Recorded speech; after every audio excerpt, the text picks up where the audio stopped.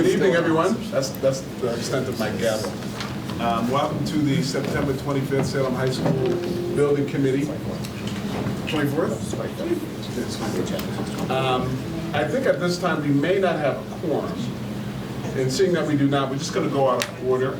And once we have a quorum, we will move to vote for the meetings from July and August. It looks like it's better. Do we have a quorum? Rick, Nate, Mayor, Betsy, Keith, Glenn. Oh, not Lisa, I called her Lisa, sorry. Right, Lori. So we have 7. Yeah, not me. We need 8, right? Yes, you're right. Okay. I forgot. All right. So, Anthony should be here.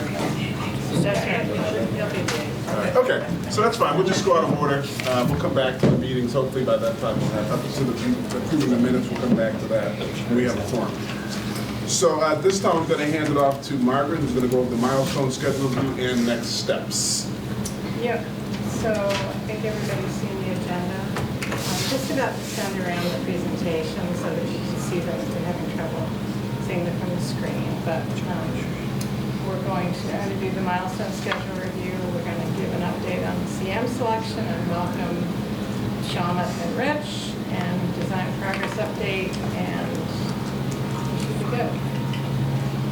So we're going to skip this, and we're going to go to this thing you can't see very well from a distance. But, you know, just as a reminder, as I said at the last meeting, we're past the midway point of this process. The end line here being the MSBA vote on the schematic design report. So that our big deadline, this committee's big deadline, is the December 17th submission. And if we go to the next slide, which is a little bit more legible, here are our remaining meetings. So there's 6 remaining meetings, which hopefully you all have in your calendar. The design team is working on schematic design. Big, important meeting on the 3rd, which is where we're going to confirm the cost of the project. Because that date, which is 2 weeks before the submission date, we need to officially tell the MSBA if we're on budget or not. So there's a whole bunch of community conversations going on. The design team is going to report on a lot of work they have done and are doing, particularly meeting with staff on detailed design. CM selection is done, so we're going to introduce those folks tonight. And then, as I think you know, the MSBA did take a vote on August 27th, which was right after we last met, and approved the preferred schematic report. So they are in agreement that it is a new construction project, and they are waiting for us to come back and tell us how much it costs. Okay. So, Deborah, do you want to? Before you go there, Before you go there, any Yeah. questions about that? Okay, sorry. So, we have, Lisa is here from the CM Selection Committee.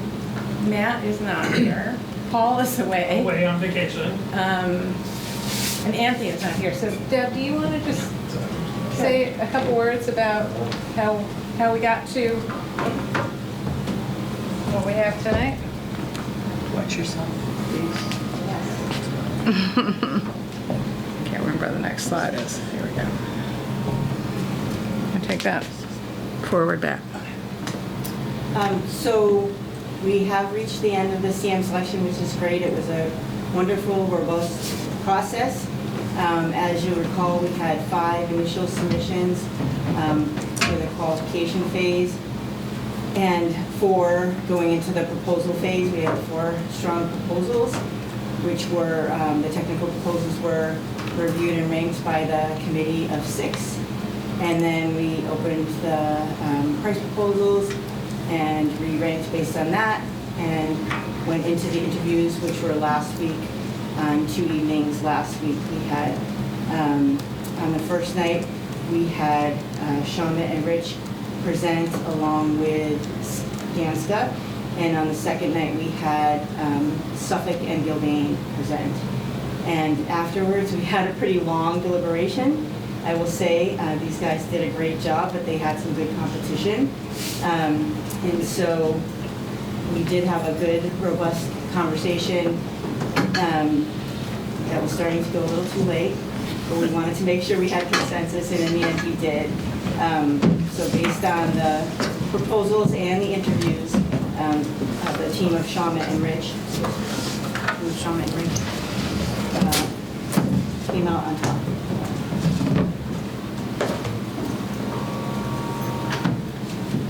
So they're here tonight to introduce themselves to you, and we are starting to put some meetings on the calendar to get them up to speed. And we have a few months, tight months left to go in our schematic design process. And I've been working with the city's attorney, Beth Menard, and with Anthony on finalizing the contract to get over to them. So that's where we are tonight. Does anybody have any questions of me? Thank you. Do you want to go back to the approving the minutes and stuff or not? No, why don't you go introduce yourself? So Okay. she just, and then we'll go back. Okay. Okay. So we have like a full presentation, more or less. Okay, so my name is Mark Malmquist. I am the Vice President of the Large Projects Division within Shawmut. My main role within Shawmut is I oversee projects anywhere from $200 million to $600 million. We're extremely excited to be part of the project, and I'll let John introduce himself.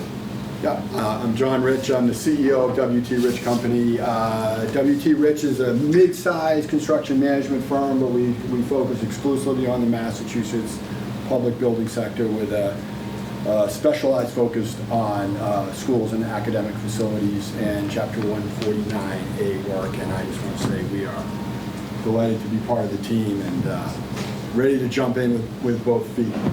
And for those that I failed to mention that don't know Shawmut, we're north of a $2 billion company. The large majority of our work is educational work, Harvard, MIT, large institutional clients.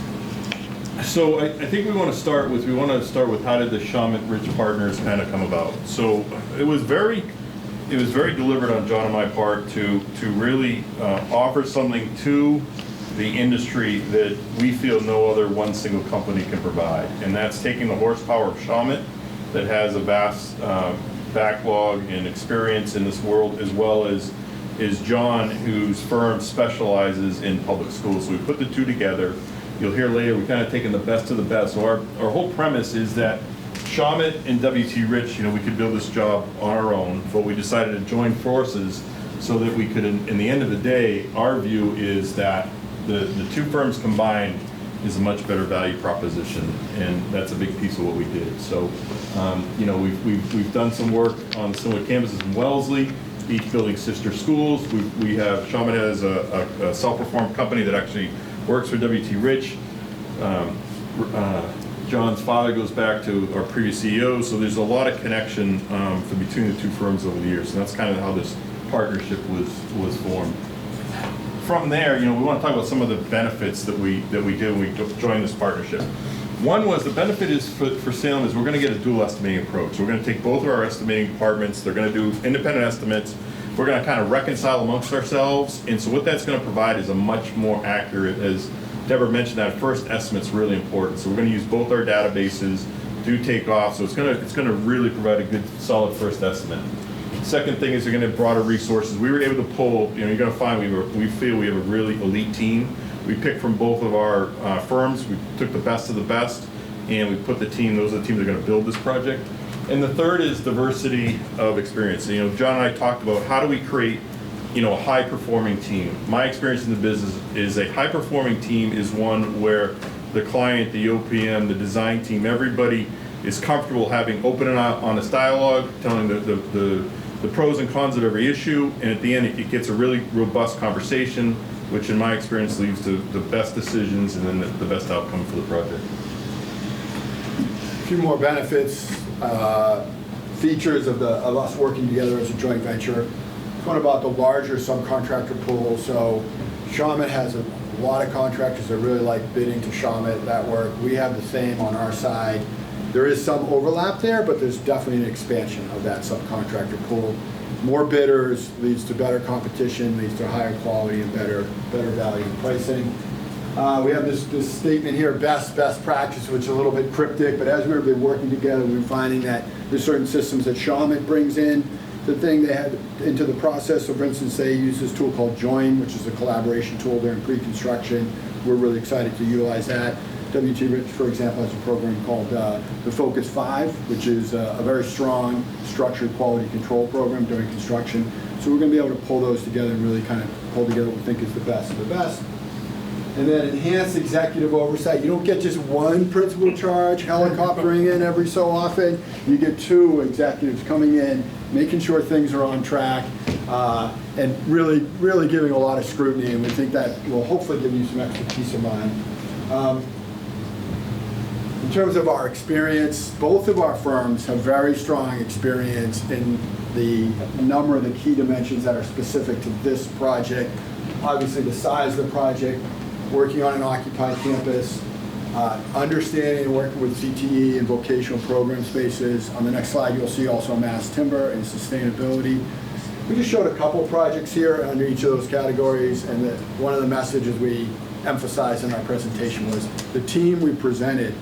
These are their projects. All the projects we showed here are ones that the proposed team worked directly on. So that's why we chose these.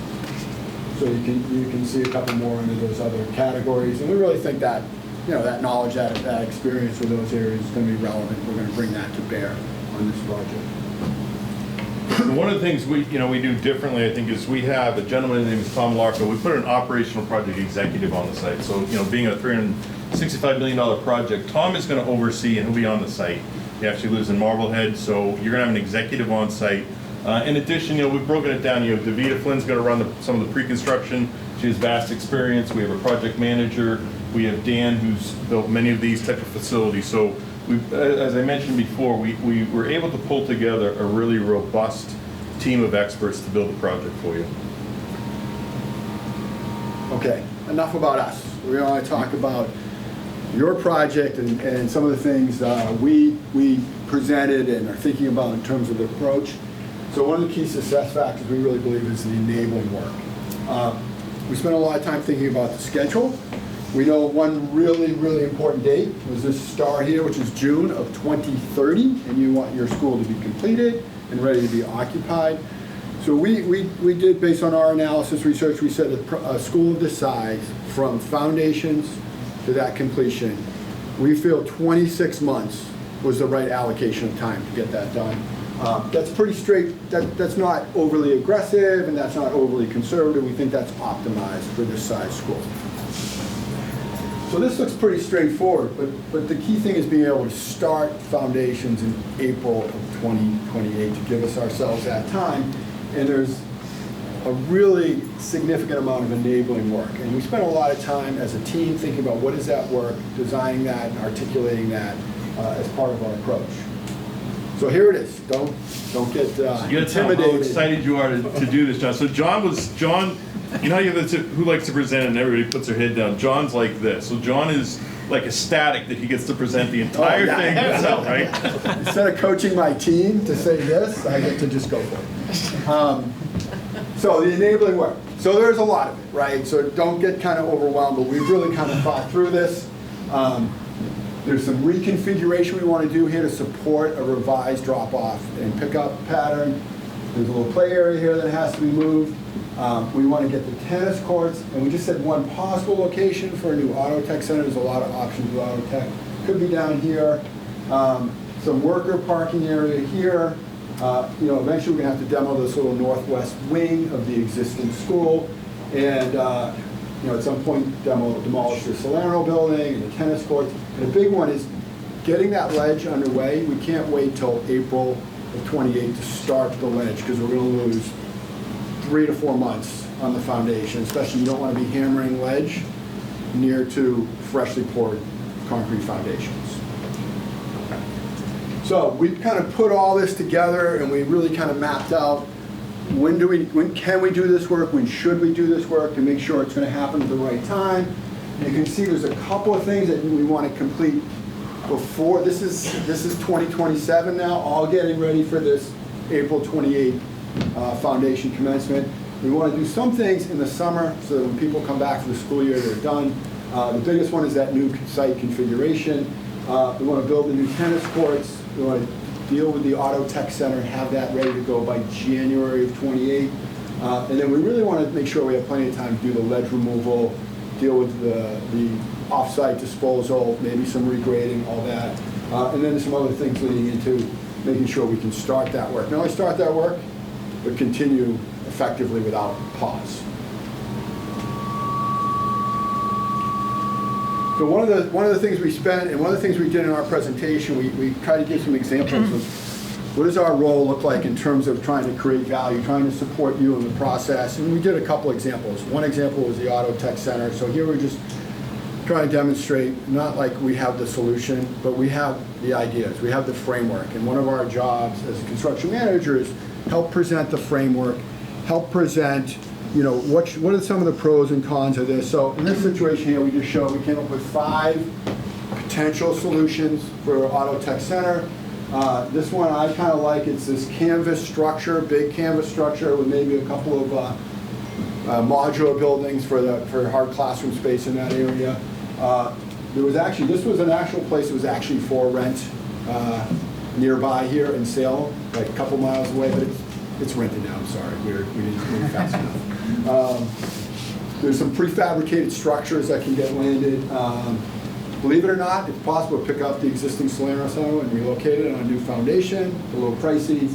And we can also do a wood frame structure there, brand new, keep it really simple as possible, also a bit pricey. We made a point of saying, look, Sean and Rich, we're really going to take the lead on this. Brooke and her team, and Patrick, they don't need any more design work thrown on their plate, right? So we really made a point of saying, we're going to figure this out. We're going to work with you to decide what makes the most sense, related to cost, and it's going to meet the needs.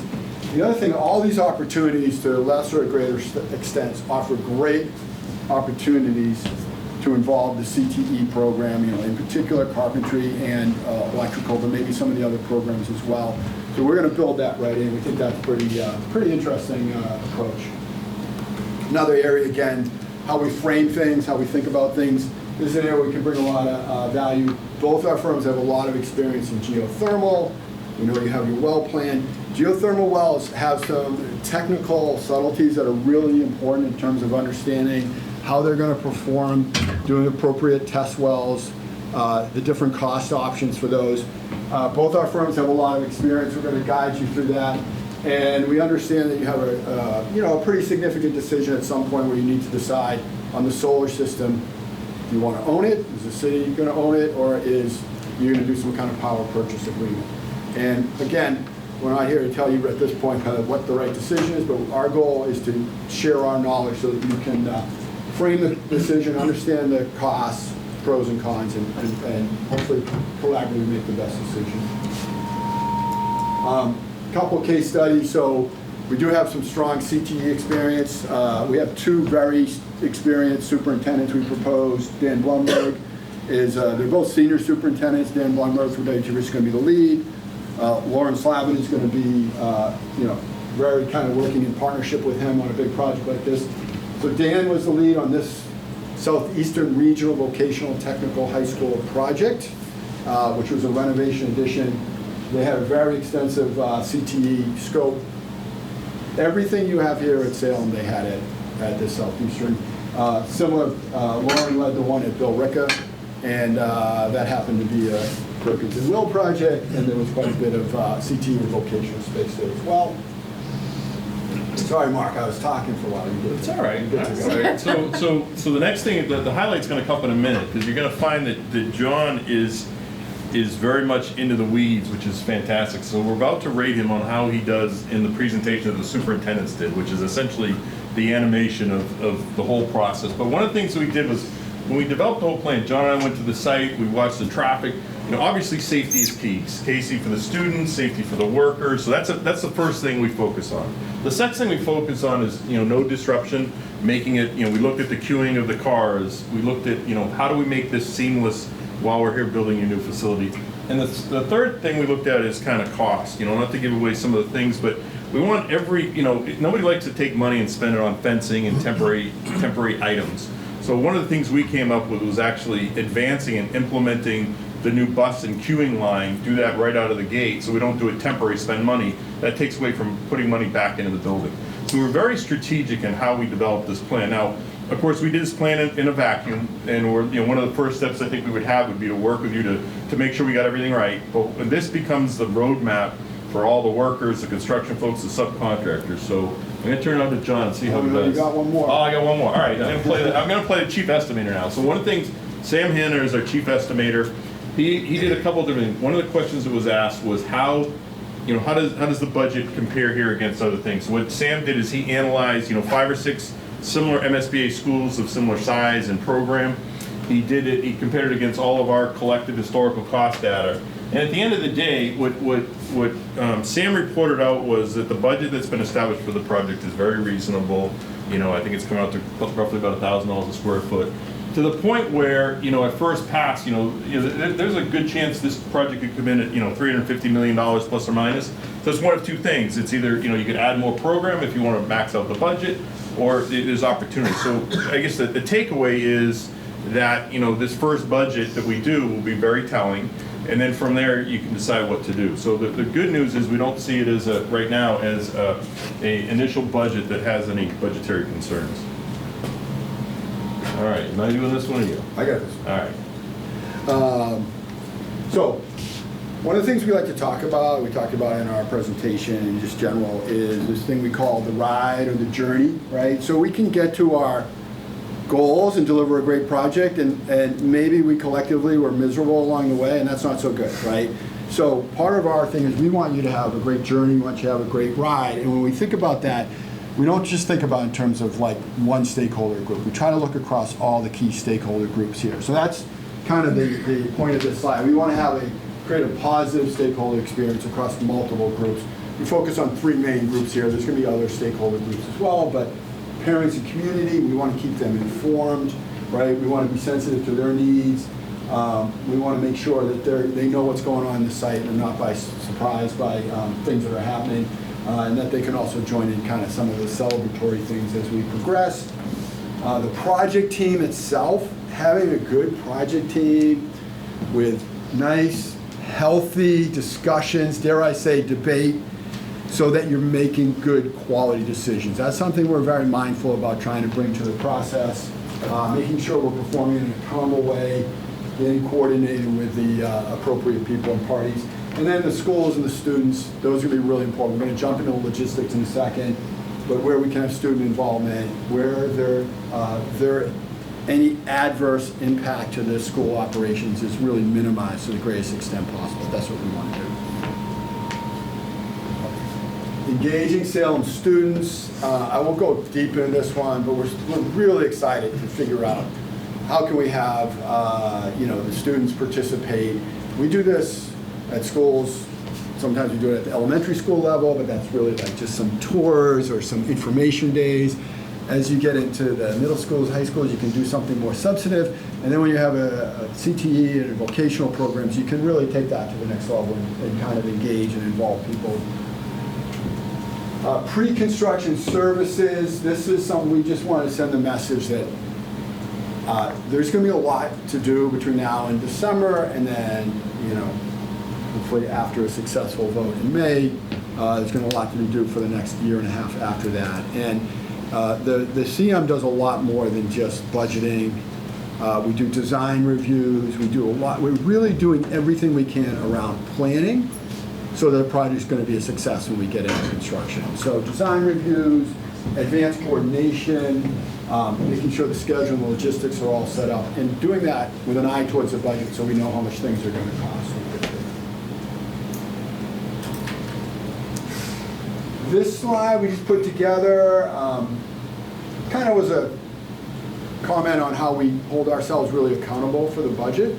A lot of firms faced some real challenges when they were going to GMP shortly after COVID.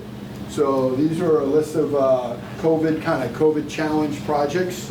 And you can see that out of this list, we ranked them by the percentage they went over their original targeted GMP. And you can see both WT Rich and Shawman are very, very successful in keeping it very close to the original budget, where some of the other folks out there struggle with that. So that's something we took a lot of pride in. Oh, here we are, finally, with the Moment you've been waiting logistics. for. I know. So I'm going to take you through the logistics. I don't know where to stand so everyone can see. Where can you guys see where they? I'll go back here. So in this initial setup, this is starting the summer of 2027. It's almost a full year before we start that foundation work in April of 28. We have a lot of work to do. You saw that slide where we called out a lot of areas. So we're setting up a bunch of work zones here. One of the things we want to do when we're setting up this area here, we want to make sure we want to understand the summer operation better, make sure you have adequate parking and access to the high school during the summer, because we know that although activity goes way down, there's still significant activity there. So we're going to kind of talk about these 3 areas that we focus on in these early enabling packages.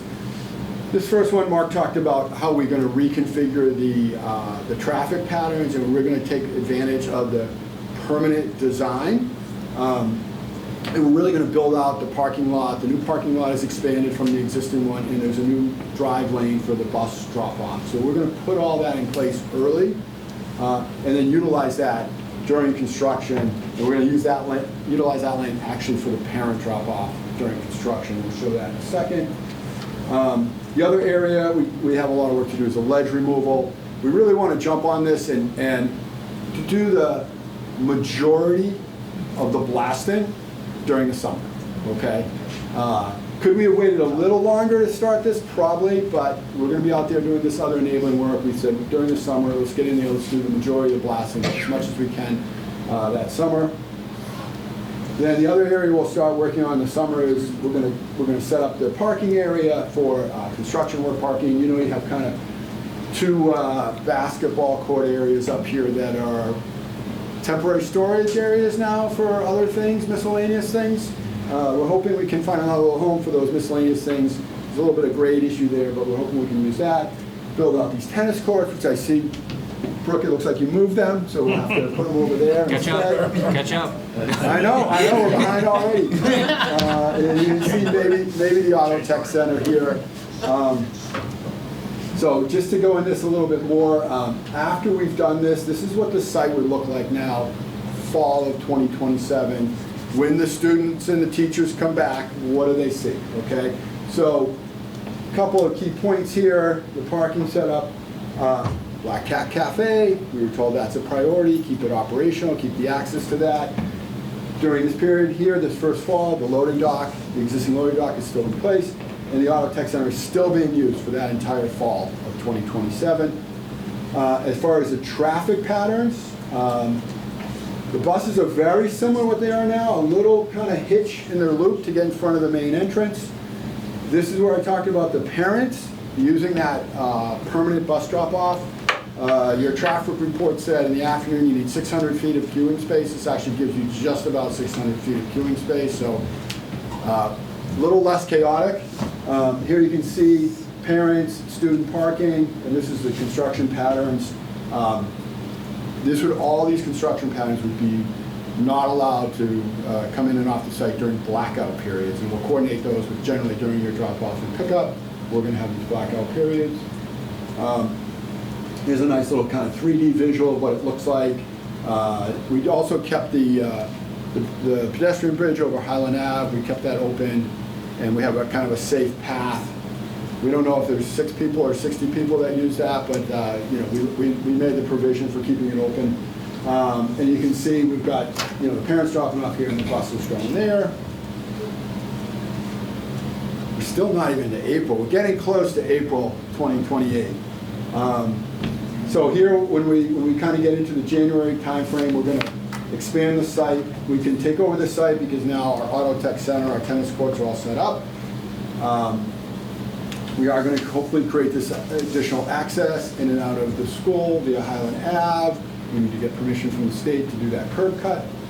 But that's also something we have planned for the, let me check, is that still there?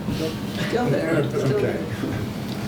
But if we do that, that would be, we don't want to cross the traffic, so right turn in and right turn out is what we envision.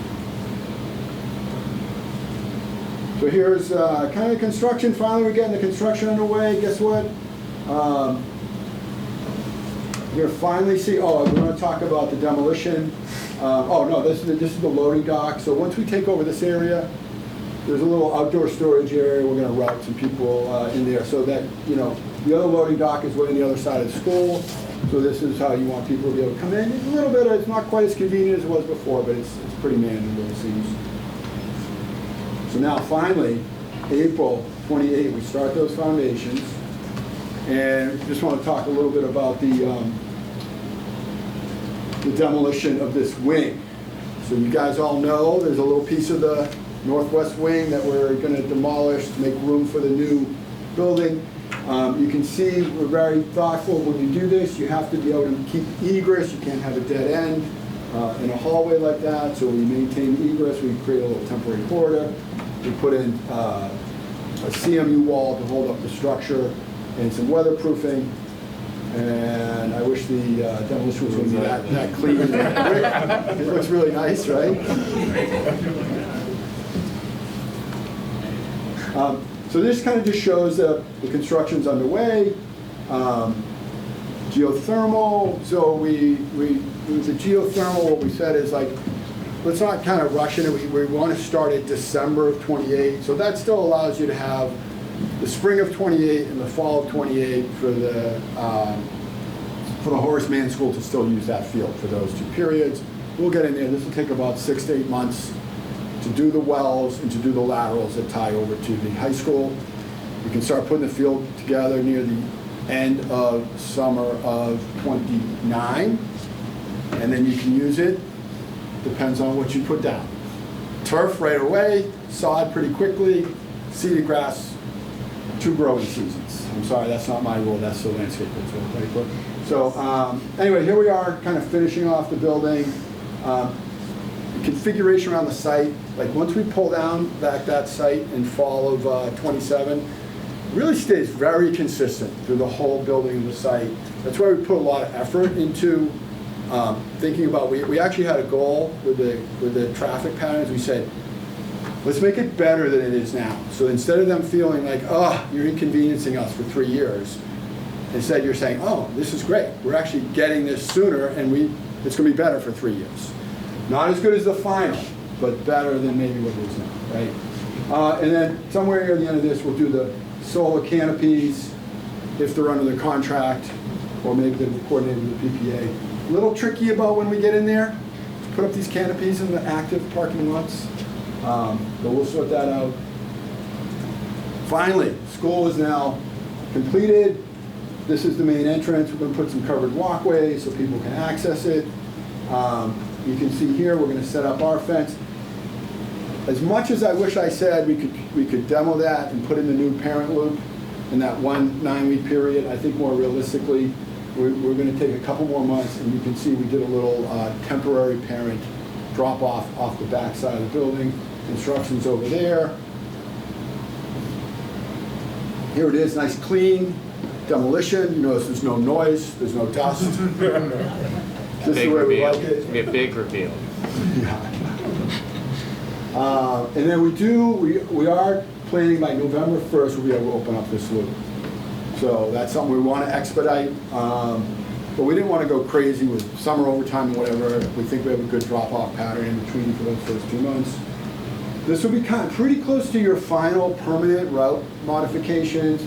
The bus for the high school, the parent drop-off going around. We didn't show the other Horace Mann, but they'll be pretty much their permanent as well. And then finally, just create that field like nothing flat, right? That's and wrong. Turn over this school and that. Fields are different. You changed the field. Last week. We'll get caught up. So that's ready for design update. Do you guys have any questions on any of that whatsoever? I have two quick questions, and I'll open it up. So the thing, this is really helpful for me to kind of see it this way. And I did mention in the mayor's ear, the entry via Highland Ave, is that a possibility? It is. Well, For a I temporary. mean, Okay. the team has begun to discuss it with Mass DOT as well as other folks in the city. And it's for emergencies only, Okay, oh, good. right? Okay. And you can understand from looking at this that it would have It would to be be for helpful, emergencies right. only, right? So I don't think anyone, I won't say anybody said, absolutely you should do it, but no one said no yet. No, Is I that mean, fair? we did have a Better ask for conversation. forgiveness? No. We wouldn't be Thanks. upset if you Yeah. could deliver there as well, but at least Right. emergencies. Yeah. Good. Or exit. for I mean, delivery. we're looking at it a little further down Yeah, it's not- Highland, doesn't near go the like- bridge. No, I'm just thinking it'd be really helpful, and I thought it was Yeah. like, it wasn't gonna be able to happen. No, I mean, Yeah. no one's, Okay. we haven't, I think the ideal would be that it's emergency access and that deliveries could leave by that route. Would be great. That'd be very helpful. So, we did have a meeting with folks from the city, a whole bunch, fire, police. I mean, people were like, tell us more, and there was also a meeting with DOT. So, I definitely, nobody screamed no, so, they understood the intent. the concern is, of course, it's just a right turn, and there's some discussion, how do you prevent people from going left when it's only right? But how do you prevent people from doing a lot of things? So, I think of, well, there's like the new Saugus High School, where literally you go right onto Route 1, which is obviously much busier than this, so Yeah. it can be Yeah. done. yeah. Second question was, and this is maybe for Glenn, you talked about a wing being demolished kind of early, the present school, the wing being demolished earlier in the other parts of the building. What's in there now on that wing? Depends on the That's floor. Oh. every floor is different. Yeah. But those are classrooms, some of it's CT spaces, computer, some of it is our post-high and our life skills programming. So we've got a place to relocate them. Well, we're gonna have to figure that out. Yeah. That's a significant amount of classrooms, not one. or two. Okay, good. It's like. But it's not like heavy equipment, is it like heavy equipment? No, No. no, but No, it's, the heaviest is programming and web, Yeah. which is there. it's 4 to 6 classrooms on each floor. Any other questions? And actually, can I also ask, since these guys, we didn't have a chance at the beginning for everyone to introduce themselves, can you introduce yourself as you ask a question, and maybe we can go around afterwards and everybody can say hello? Yes, Steve's right, superintendent of schools. When you say superintendent, I get nervous because I don't know. Just on that question about I didn't catch, is a part of the existing building have to come down in order to accommodate? Yeah, there's a wing in the It's still- design that Okay. encroaches We directly don't know how big into that is exactly yet. Yeah, we tried to lay it out from the information we had, Okay. and what we showed is what we believe where it falls and still, Well, I mean, Allows a little truthfully, bit. it's up to you to see if you can build it by only taking down that corner. Do you have Right. enough room for cranes and staging and everything in that? Yeah, we looked at the existing drawings and we feel like we brought it, that demo, once layout, we feel that we can keep the structure in place and just take down that corner that we saw. So it's where the loading is, so there's a big hole there, so that all has to be filled up? And I'm having a hard time visualizing that, but like how many classrooms is that? So if you picture where programming and web is on that second floor. Yeah. That whole wing. So above him and below him where life skills is. It's 3 floor, it is 3 floors. Yeah, the last loop, yeah. And we, So it's JROTC, Yeah. Katie Coleman. The clinic is over there. No, that's on the other That's side. the other side. On the other side, okay, yeah. we talked about Thank you, temporary Mrs. classrooms JROTC. in the cafeteria. Right. Take one of the cafeterias. Yeah, exactly, yeah. I mean, there's a lot of extra space in that building, I mean, we've obviously moved into it. Glenn will tell you there is an extra space in that building, but There's a lot of unusable extra space that's not Unused or classroom space. unusable? this is Well, we pretty, can start building classrooms in there, but not all of them. 30-foot wide hallways. okay. Other questions?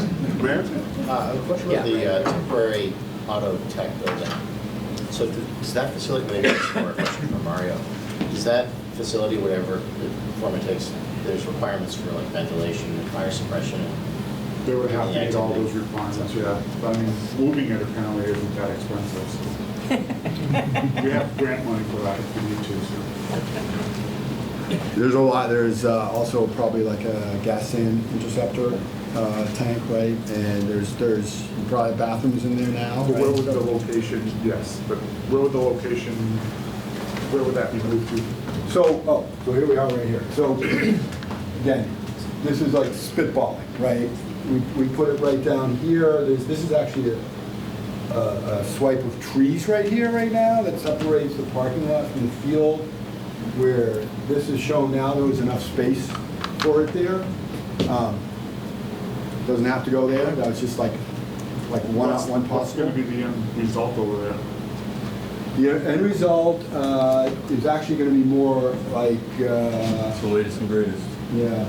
Show you what that. Could it be my new Salerno building and we create another program for it? Oh, gosh, I knew you would say this. Storage. Very good like that. Oh, are you below the overhead? District storage. You're at the overhead. Why? But the office- Oh, no, we're just outside of it. I don't Where we think put it. so. The easement runs further than the lines are actually there. Yeah, and you can't impede the easement. You have to be able to get a truck in there. See? First, Spitball. Spitballing. Yeah, like we were where like if we do something too good, someone's going to say, let's keep it there. Yes. And that's fine. If you want to do that, that's What's the distance from that building to the school at the end?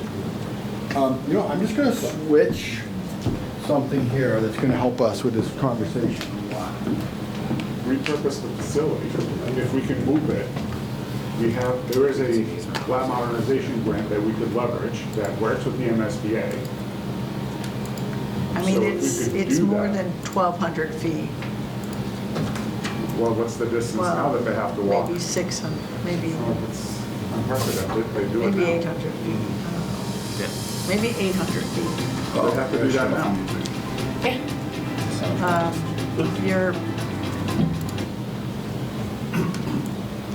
I'm measuring like this, so I think we need to do it a little more accurately. Mario, it's definitely a good question that this whole process prompted. Because I will say that this team was the one that really dug into this issue, which I think was an example of how they were kind of looking at, they were digging into alternatives in certain aspects. So I don't know that we're going to be able to answer your question here, but I think the thing to say too is it's an iterative process. So like I said when we started, this was kind of done in a vacuum. yeah. So now that we have this, and as the design evolves with now the Shawmut Ridge team being on board, it's always an iterative process. It's just going to keep Yeah. building on itself till we ultimately get to the best solution. So that's, and all the other parameters that we may not be aware of, we now know them, and that's how we do it and throughout the whole process. And Mario and John, you should know that this is Mario Souza, whose program it is, so that's why he's asking. Okay, yeah. Just so you know, we probably didn't make enough room for the easement. We did try to put the building back here outside of where these wires were, was the intent, right? You can see, I don't know the measured distance, We'll but- show you when we Yeah. show the landscape plan today. Yeah. Because you can see that spot and it's below the easement. That's where you were putting it, right Yeah. here. So, So we'll have to go to Plan B. Okay, Other questions? other questions? I'll take Okay. Thank you, gentlemen. Looking forward to working with you. Yeah. As well. So why don't we, we're going to move to approve minutes from July and August, and then we'll do introductions. Okay? That would be great. So, and we'll take them separately. So first, we need a motion to approve the minutes from the July 15th meeting. Need a second? Second. Any questions, comments, changes? Oh, sorry. Keith. Keith and- Betsy, thank you. Sorry.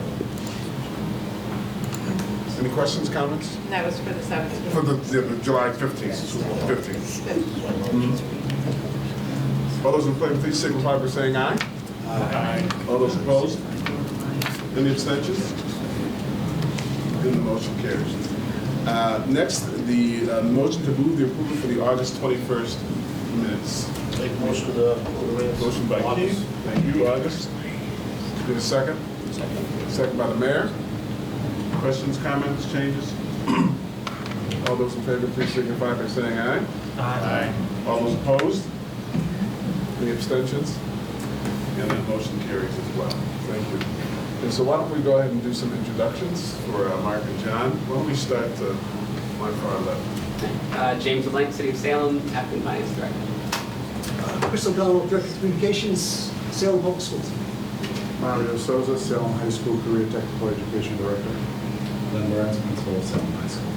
CCL Sagas, Director of Village and House. Lisa Golden, Director of Safety and the MSBA Liaison for the Salem Public Schools. Lori Miranda, Salem High History teacher. Pete Terrell, school parent, and Commonwealth of Legislative Couples. Betsy Ricciarelli, school parent and school. Neil Duffy, Director of Sustainability and Resiliency for the city. Elizabeth Crowley, Assistant Superintendent for Finance and Operations. Dominic McGallo, Mayor. Nate Bryant, co-chair, long time, that's with Sam. Rick Jones, parent and co-chair. Steve Drake, Superintendent. Anthony Delaney, Chief Procurement Officer. Christian Clark, Tech Center. Barbara. Got it. Nice to meet you all. All right, Brooke, you're on. Do a little system work here.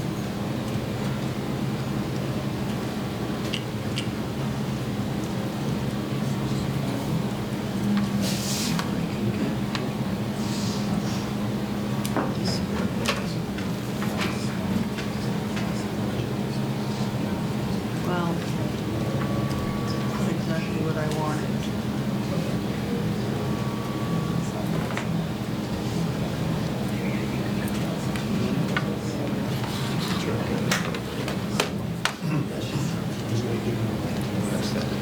Good evening, everyone.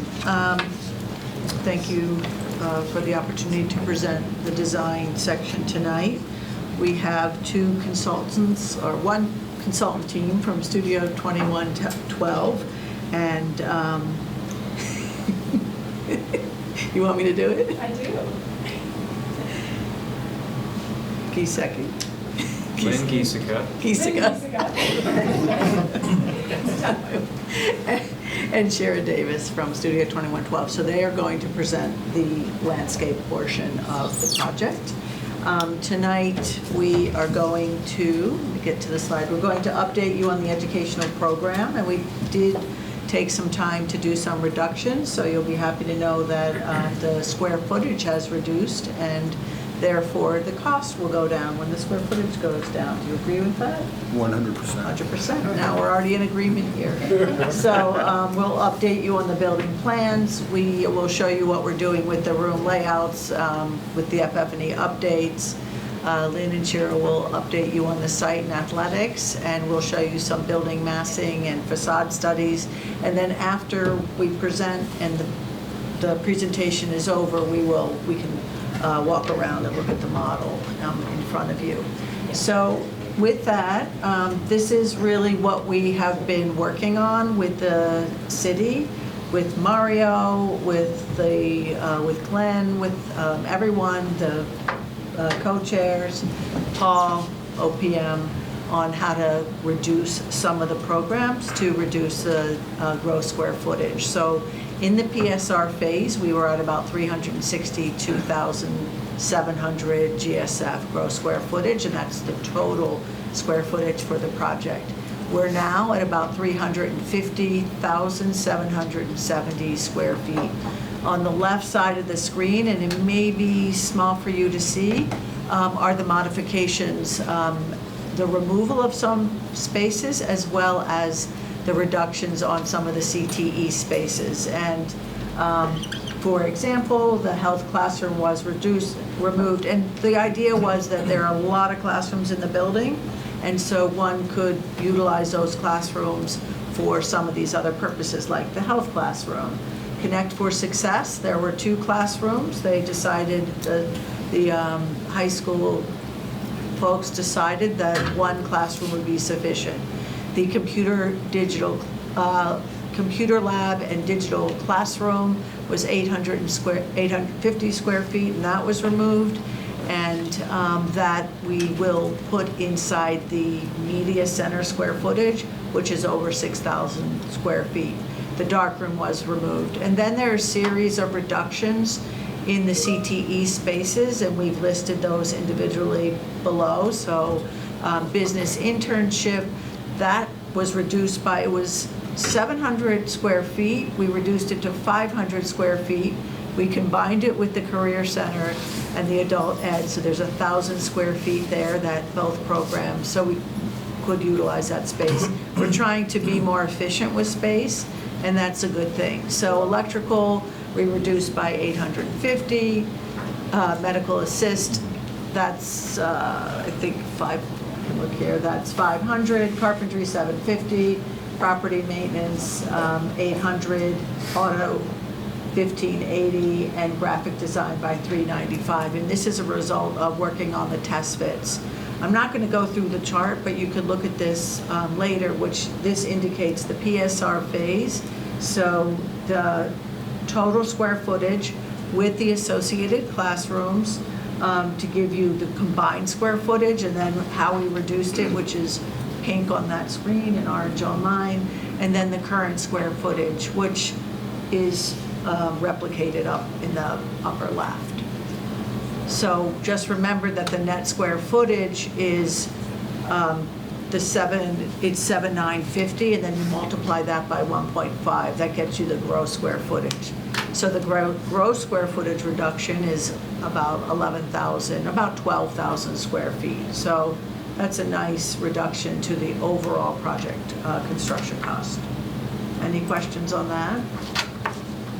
I might embarrass myself by asking this question. They were supposed to know. What are we trying to get down to? What's the ideal? Well, we had some goals, but the goal was just to try to be more efficient, more consolidating programs, and just try to reduce some square foot. So I think that was really the goal. We were looking at, honestly, we said about 7,000, and we're 7,900, so I think we did pretty well. And that will account for, obviously, cost reduction. It also was much better on the site and fitting on the site, because as we know, it's a tight site area, so that square footage reduction was very helpful for the project itself. So this is the first floor plan, and I think, as you can see, it's a little more detailed, and I wish you were a little closer to the screen, but nothing has radically changed since the last time you saw this first floor plan. On the upper box is a key, and that relates to the programmatic elements. So the core academic, the special education, CTE, drama, cafeteria, those are all noted, et cetera, on that color coding. The plan itself, see if I can get to it. So this will match up with these plans. What you'll know is that the bright blue, those are CTE spaces. The plan is still working in a similar way. We have access to ways to get into the site in a secure way, which is off of the parking and off of this parent drop-off in the front, which Lynn will talk about this further, the sort of beautiful sequence as you arrive at the site and all of those nice hands-on opportunity in that location. So we're very excited about the way to approach the project and all of this landscape area that you talked about previously. I think you were on, you were online at one point to... I think it was the last one. Yeah, to present this. So she'll cover that a little further.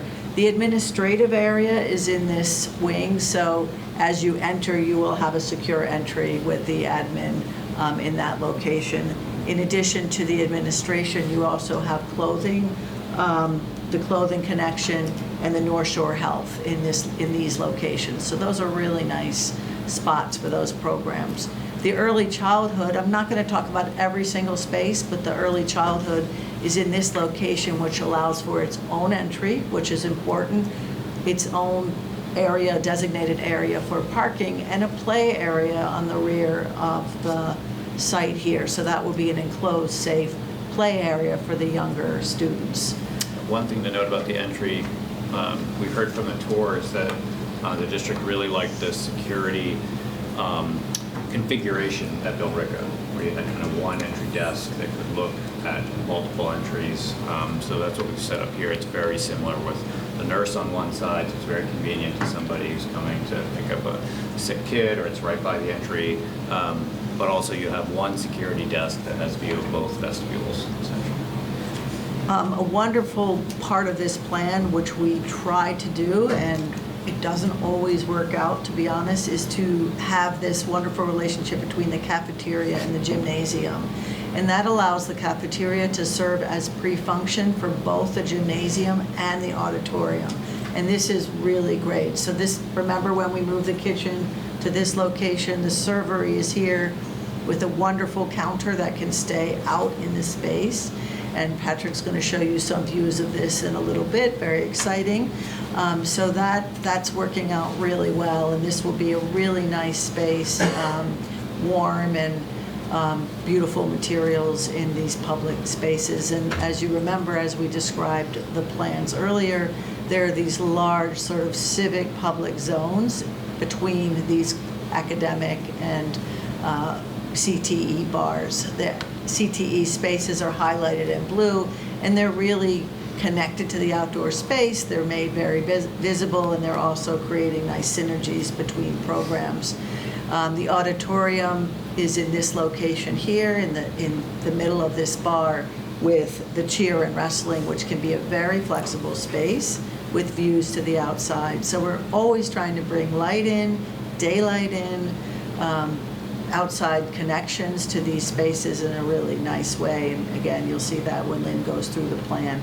The MEP and loading and storage is in the back, which is a nice connection between that and welding and automotive on this lower bar here.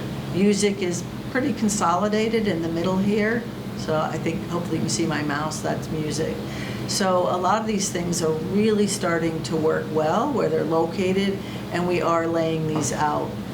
We have been working with our structural engineer. We have brace frames. We are working on column grids, shafts, mechanical spaces. A lot more is layered in these plans than you probably can see here. If you wanted to know where all the academic spaces are, these are listed here in these 15 categories. I will spare you from reading those. The synergies on the ground level are really exciting. Welding having an outdoor space, welding being next to the scene shop. The music spaces, like band and chorus, being able to act as large green rooms for the theater, being in an area that's kind of tucked away from the public. So you really have this great backstage extension through those music spaces.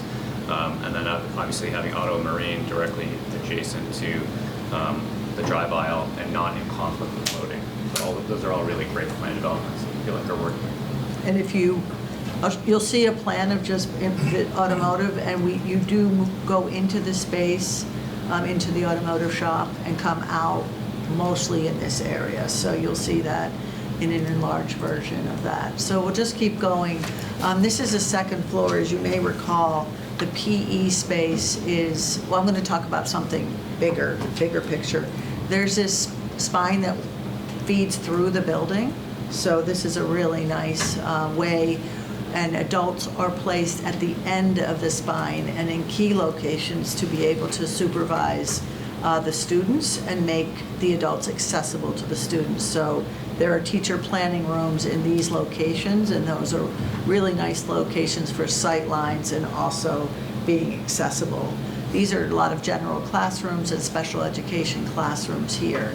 These CTE spaces, this is Medisys, biomedical, the programming space. He was very excited to know that he has this end space with nice views out into the landscape. And then the black box in this location. We're thinking that a space is a very multi-use flexible space, and will have windows in it, so it can serve a variety of purposes, from robotics to teaching to Shakespeare and anything else you can think of. The media center will have great views across the landscape as well, and we have media in this location and this location. So we talk about sometimes open media and closed media, but we'll get to more detail as we review that with your folks in the school. What is the square footage of the black box? The black box has not changed. I think it was like 2,400. I can look it up just to make sure I didn't get it wrong, but it was the size of Stonehams. Sorry? It was the size of, did you go to Stoneham No. High School? Okay, it's the size of Stoneham. Not as big as Billerica or Belmont. If you went, did you go to those schools? No, okay, those are a lot larger. We have carpentry and the sustainability lab, and they're connected, and they have a lot of shared resources with building maintenance and the sustainability lab and carpentry. So they are adjacent to each other and can share resources. So that's a great location. They're I'll pause on the auditorium for now, because we're going to show you that in more detail another time. And just as we go upstairs to level 3, it's really clear what's going on here. You have the spine that moves across. You have the CTE programs highlighted, and we're trying to make all these wonderful activities visible to the students as they traverse through the building. And that's really nice. And we'll have some stairs, and the elevators are really in great spots. And the toilets we're going to have a whole conversation on toilets, but we've put them in very accessible spaces without the need for daylight, because we have some areas that won't have access to daylight. And so this is the Aqua Lab, this is the programming space, and the upper level of the black box. There's a lot of general classrooms on level 3, and the art rooms there, you see kind of line the arc, looking out over the landscape. That whole arc of circulation could be a great kind of gallery space, essentially, where you could see into art rooms, you could have three-dimensional displays for pottery and things, and then also have displays within that corridor for artwork. So it's a really great moment kind of up within the building. Great daylight and great animation with the art classrooms there. We do have some terraces planned, and we're hoping that those will be maintained in the project, because there'll be great outside spaces for these programs to work. So there is an art terrace, there's an Aqualab terrace, and there's an electrical terrace, so they can do projects outside. So that's a nice attribute. Building 4, the level 4. The Idea Lab, which sits in a nice primary spot with the digital media and then a lot of academic classrooms. We do have collaborative spaces along these classroom areas for breakout spaces, collaboration, and just sort of breaking up that corridor along the way. So those breakout spaces will serve the program. So this is the roof plan. Not that exciting, but what's exciting about it is you can see pretty faintly the solar panels. We're targeting an EUI of 27.1. We have, with this building square footage, about 350. We're looking at a total energy use with a 10% buffer of 3,057,884 kilowatt, and this requires a PV size. About 120,000 square feet for PV based on the total amount right now, and that would get split between roof and over parking. There's been a lot of discussion about whether this is in the base bid or not, and we're continuing those conversations, and we will bring to you an estimate from our engineer to plan this in the base bid, because that wasn't part of their scope of services. So we will look at that because there are a lot of incentives that have changed. You won't probably get the same kind of rebates that you used to get. So with, couple more things. So this is what that automotive looks like, just to give you an idea of the process. So we took the survey data from the teachers, faculty, staff, administration, different people that were filling it out. We laid out the space. We noted some specialty equipment in the plans. We're having reviews with the departments, and all those notes are from the review with the automotive department heads. So we got a lot of feedback. I'm glad you can't read it too closely. We have it in a shared folder, which they'll review and make more comments. We'll receive the feedback and we'll update the layout. And the important thing now is to ensure that we have the major equipment in place, the hoods, the ventilation, the electrical, so the Rich, can I just say Rich Shawman team? We won't leave out Shawman. Can estimate that portion of what's in the base bid. This is programming and web, and we got a lot of equipment requests. And we also asked if they could tell us what the existing equipment was for reuse. So that was really good, because if someone has new equipment, we should use it to save money in the project costs. So, anybody have any? Yes, sir. As part of the work on as you get the more detailed floor plans, do you do any kind of modeling around how long it would take a student to get from one end? We can do that. All the way to another? Yeah. Pretty efficient building. I mean, it's not, Yeah, but we I can think do that it. would be- I get a lot of feedback from the kids about that. They also give a lot of feedback about bathrooms and the location of bathrooms in the current building. Some of them are because they're in bad shape, but a lot of it is the distances that they have to travel. Right now, we have the student bathrooms in most cases. Like if you look here, they're here. Yeah, we have them in that location generally where the main arc of circulation meets a wing, and you have a bathroom per wing essentially, so that you're never going further than a wing to get to a restroom. And here are toilets as well in this area. Those are individual toilets in this location. We're going to talk about the layouts of the toilets, whether they're multi-stall, whether we have the sinks. Can't wait for the toilet. I know. We have a lot of potty talk going on this project. So that'll come up shortly. So I'll make sure that superintendent, I'm going to make sure that you're there for that conversation. It's actually a really important conversation, and it really talks about the values of Salem and where you stand with this kind of equity and inclusive sort of environments for students. So that is this part of the presentation. Lynn, are you presenting? Yes, and I'm going to get out so that all of you can see me and I can see you, but mostly so I can see the screen. Thanks, Bo. I was on, I think, the last call that we all had remotely, and we have been massaging and developing updates throughout the process. Similarly to the building, the core locations of the program and the exterior have not really moved. The biggest development will be with athletics, and we'll have that conversation shortly.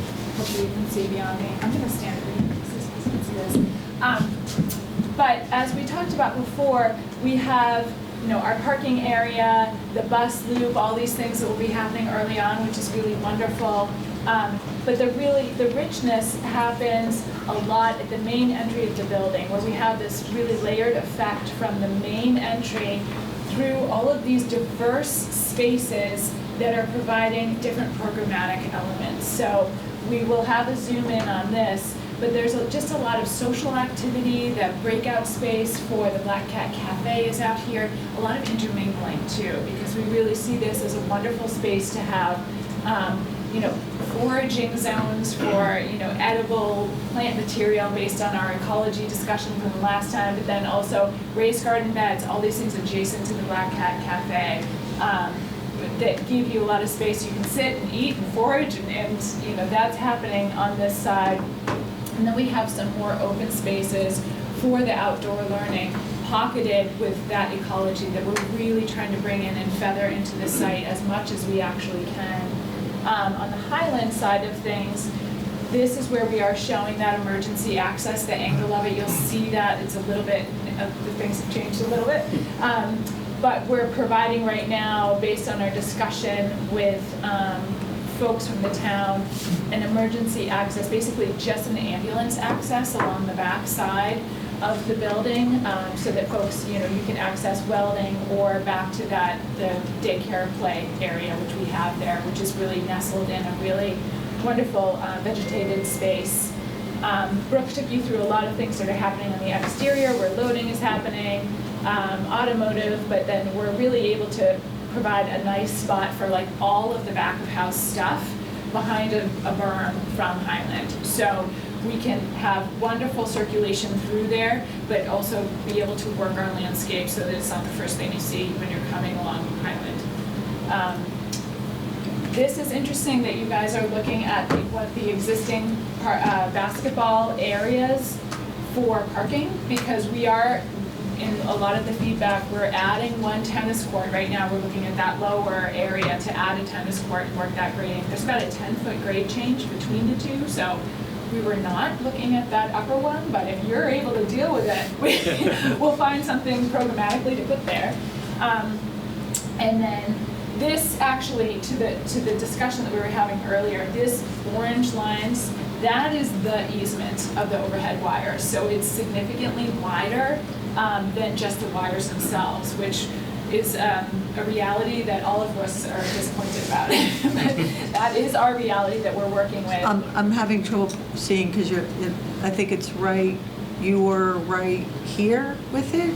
They were at the end of the parking, right? So right here? Yeah. And that's in the easement, right? Yeah, yes, unfortunately, it is in the easement, but, you know, we'll figure that out, right? Yep. Lower athletics has developed also, and I think if we go to the next slide, we get right into athletics. This has been a very interesting development, and hearing everybody and figuring out what the city's priorities are.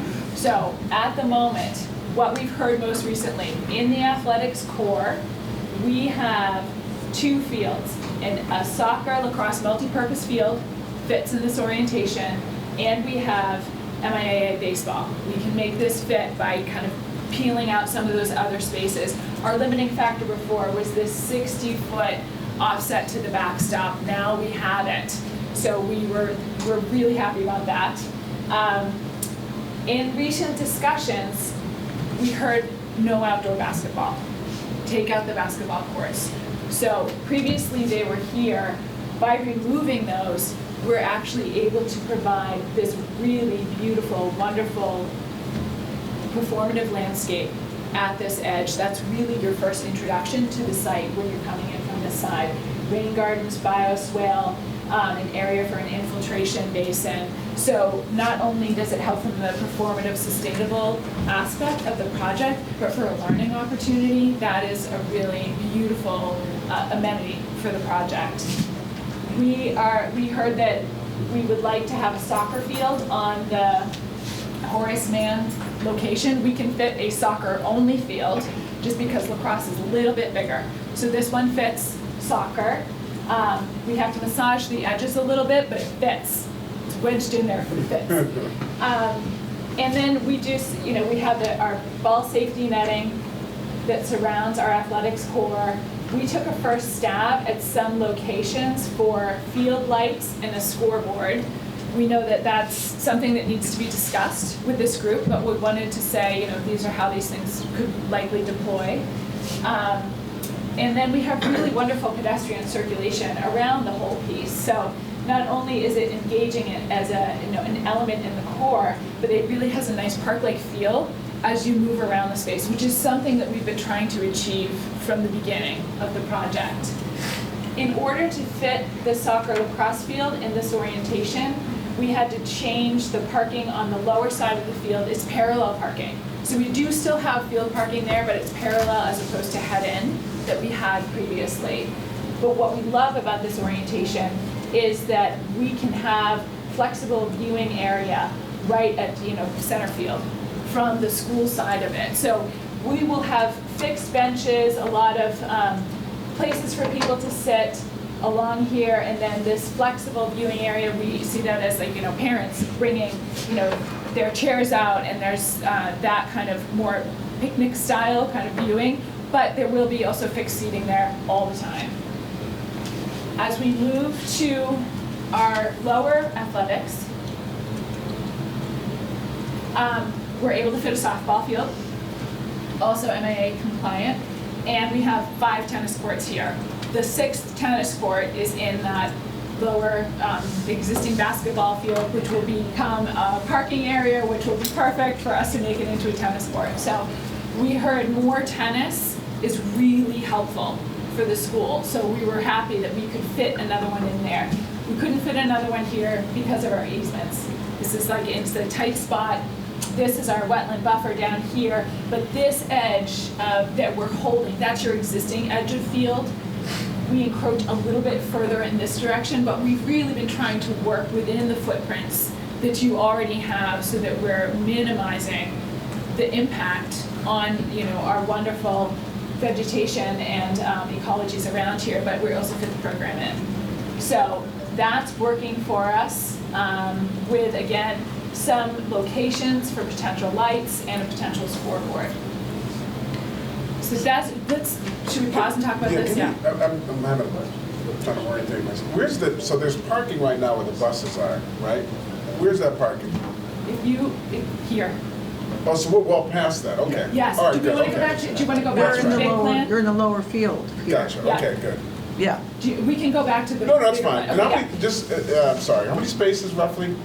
If we go Parking. back, we have 78 spaces, and what we're matching the same number of spaces that you have now. We just have, it's the same number that we'll have with a few more ADA spaces. So that's been the metric that we've been holding. Thank you. So, can I just say, just for the sake of this committee, kudos to Lynn and her team and the whole design team, but AD, Riley, Christy, Glenn, Dr. Reich, they've all been really engaged in this conversation about basketball courts, no basketball courts, how many tennis courts, MIAA, not MIAA. We looked at football, they looked at many options.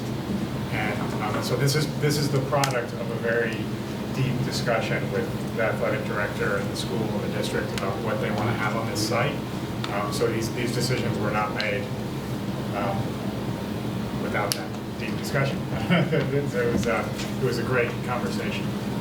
I'm going to raise an issue because it may be appropriate to do it. If it's Sure. not, it may be too late after I say it. But it might, I'll do it instead of you. This field can be either synthetic or a natural field. And that's a discussion for the committee. We heard some feedback from the working group, and I'll let others address this issue and discussion. The wish, I'll tell you what was the hope was that it would be synthetic, and even the lower field would be synthetic. That was the ultimate wish from what we heard, but it's not our decision to do From a that. maintenance and cost standpoint, isn't synthetic Use, typically, durability, is like we use synthetic as the way to go? Yeah. Anthony? I guess my concern, and Jenna has expressed this as well, is looking long-term at the disposal of it. You know, there are a lot of advantages, but they also have a limited life cycle, and What do we care? We won't be around. yeah. Well, when Margaret went around and asked in our first meetings like what our goals were, like I said I really want something that like 50 years from now nobody is looking back on this committee and cursing us. And this is one of the things I think about is, 30 years from now when this thing is at its end of life, how are we going to get rid of it? Because there are limited options right now for communities that are currently looking at that. Yeah. I mean, I would respond, we don't know what the options are going to be in 30 years yet. Or there could be different ways. It's still going to be a bunch of rough We're not probably recommending crumb rubber. There are other materials that are natural materials that we've been using, so. I would recommend soy pellet or something else, which is what they have in Salem State, but I think you can speak for the AD, but he basically said if we're going to use this field to its maximum use for the playing seasons we need it for, it needs to be synthetic. And it's just not Salem High School's playing season. It's going to be fall ball being played on these fields with our community teams, and that's what we're looking at. It's not just a Salem High field, it's Salem's field, and allowing all the communities to schedule their time on it, which means it'll be getting used daily. Even the soccer field that's on Geswell, that's not our field. I mean, that's Horace Mann's, really. And that's where they do all their activities, their outdoor activities, and then after school, there'll be a soccer field for us, so that JV and varsity can have practices at the same time. We're not splitting fields. We also have our band that marches on the field, and that becomes a sticky situation when they're trying to get their practices on something that at least resembles a football field, and we have 4 teams that are also trying to practice at the same time. Because we also try not to be out there at night practicing because we have neighbors at Bertram. So those are all things that these fields will be getting full year use from all of the community. It's just easier, and it's just easier not to have something that's real to take care of and go and fix divots and holes in it. Because I don't think we have the personnel. I know in the community I grew up in, I live in Salem now, but they went out on their baseball field and decided to get the dirt from Fenway, and when we went and visited the school, they're like, we don't have anybody to take care of this. Like, we got the top baseball field you can have, and there's nobody to maintain it. So they're struggling with that now. So I just don't want to be in that position around future maintenance costs and all of that, around personnel to take care of all of these fields. You know, if I try to make, I'm glad you just said something that just jogged my memory. I always try to make a point to say that this building, including the exterior, it's a community asset. So it's not just for the 9 to 12 groups, it's going to be for the community. So you want something that's durable for sure. So this decision, we have about 5 weeks to submit for pricing. So we need to make this, I don't want to pressure anyone because I know Jen isn't here, but you spoke on her behalf.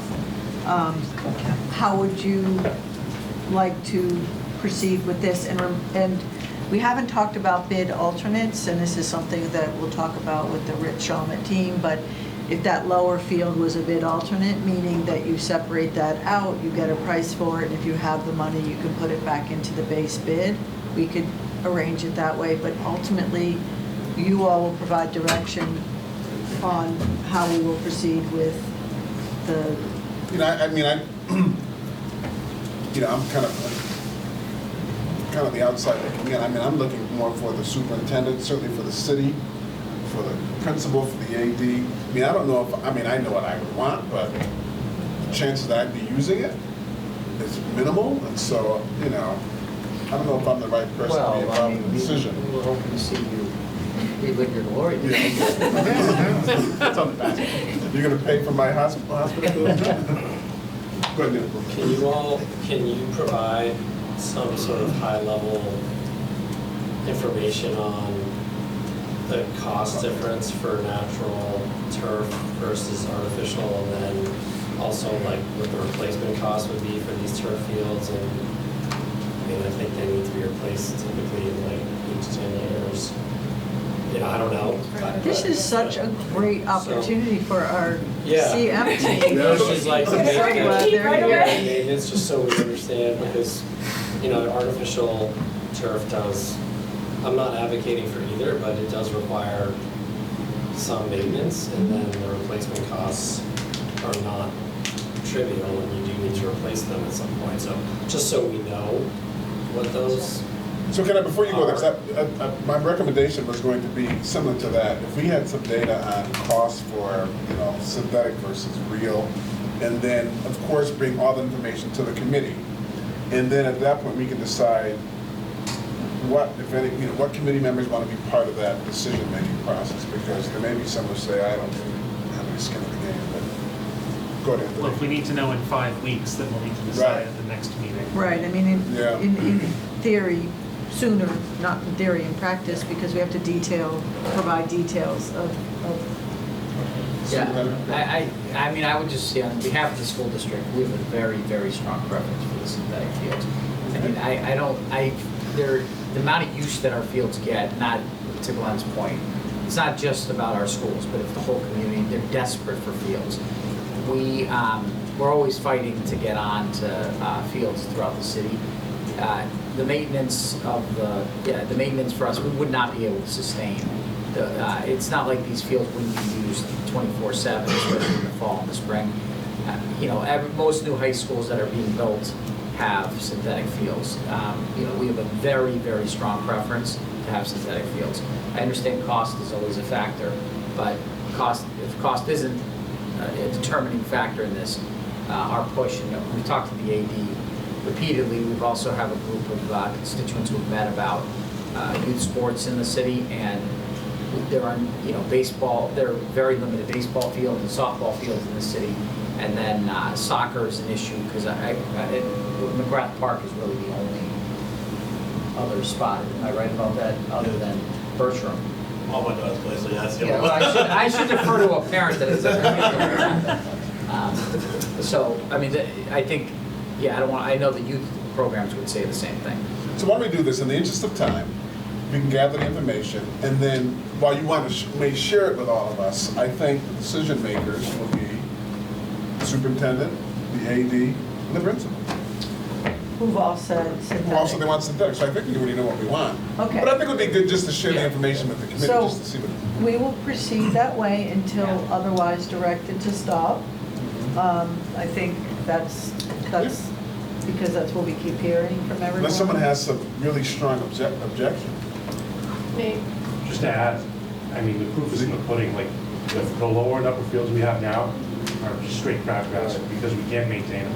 All we do is just cut crabgrass, we don't seed, we don't aerate, we don't detach, we don't do the maintenance part of it, because we can't keep up with it. We have 166 acres that we have to take care of with a crew of 3.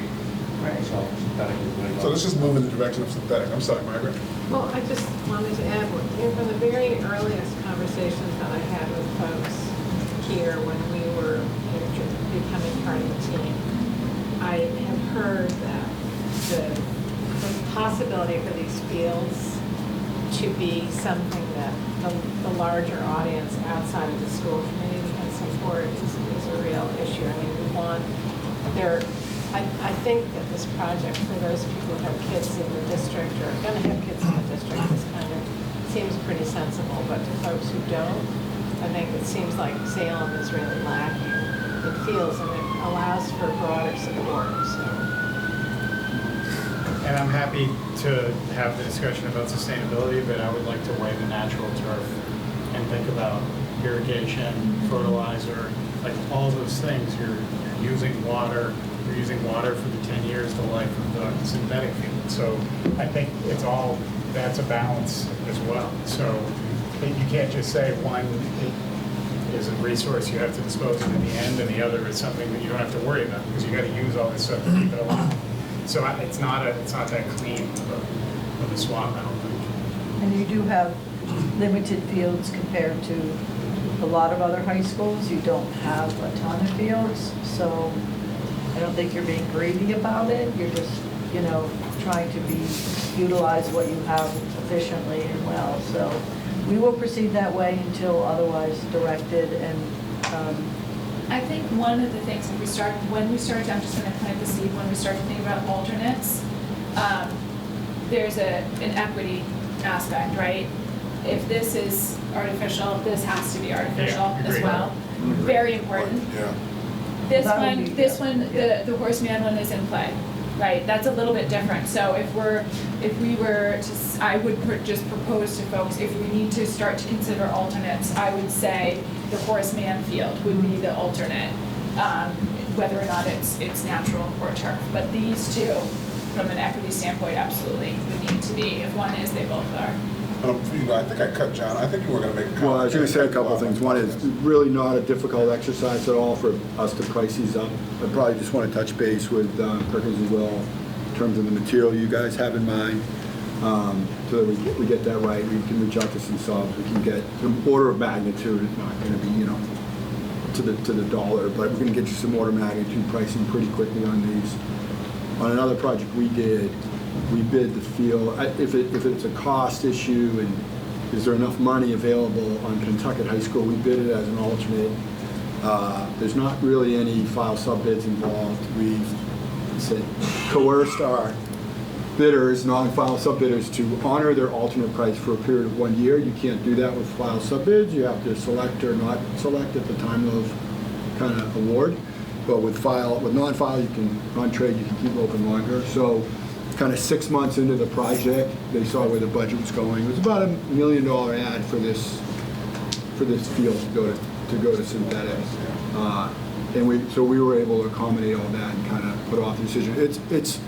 It's a very good one to do. I see this in hard bidding, I see it on our projects. It's a very clean thing to do as an alternate. Even like, if you want to carry an alternate in the SD, you may or may not for whatever reason. If you want to carry it all the way to bid day, it's I mean, whatever fields, yeah. if we know we're going synthetic, and this is really important for the community, to be transparent, we'd rather not draw it twice, have two systems. I agree. Because it's just taking our resources away from something else.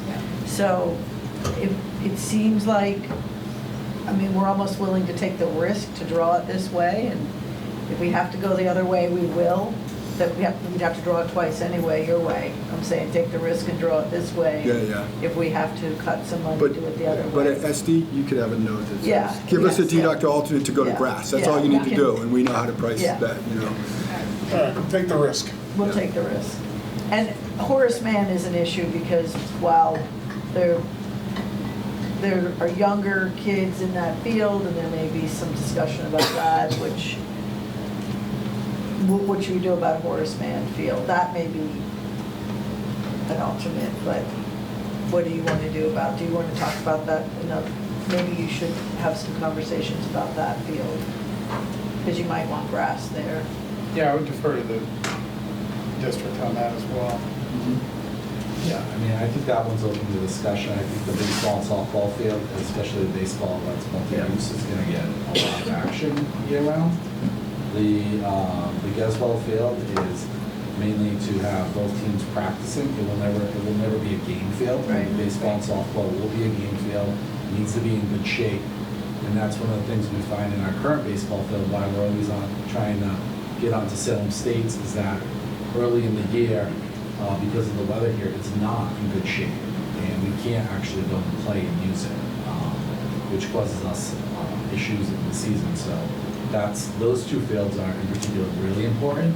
The Geswell field will be a nice addition so that we can run practices early and we're not having the kids out till 9 at night waiting for field space. Okay. Direction. Maybe I should have picked up on this during your presentation, John and Mark, but were you suggesting that what Lynn and her team are showing here on the right-hand side, that would be built early? So As the final yeah, so condition, perhaps? yes, because what we said is you're losing your tennis courts. Right, so you're gonna put them here. And we're gonna put them here, and while we're there, we didn't want to have to come back to that area a second time. Let's just take all the fields, get them done, you save 1 year, a year and a half of escalation, and you get your field, you get your new field sooner. So you have them in 28 or whatever, whatever the timing was. At least the side, That, just the one down the That- street, Right there. not the one with existing school. Yeah. That'd be a trick. Well, the nice thing too about this, which maybe this configuration too, we were really happy. There's no, we don't have to move the pitcher's mound. The previous configuration had everything all over, and you had to have a movable pitcher's mound, which I know is a pain. No need for that here. And the scheduling works better for you too, having everything separate. So that's wonderful, super helpful. So what's the feedback. direction for Horace Mann? Grass, right? Or Well, I leave that up to the whole team. I'm not opposed to having grass. I think that grass today. Right, and it's not gonna be, it's not MIA sanctioned. I think it's fine to have grass there. All right, I think that's a nice, that's a good I think you've got compromise. younger kids there. They're on the ground. Yeah, so he's the one that's gotta take care Just of a it. quick question. Not that you. Because of the geothermal field, does it, in factor, does it make any difference, grass or turf?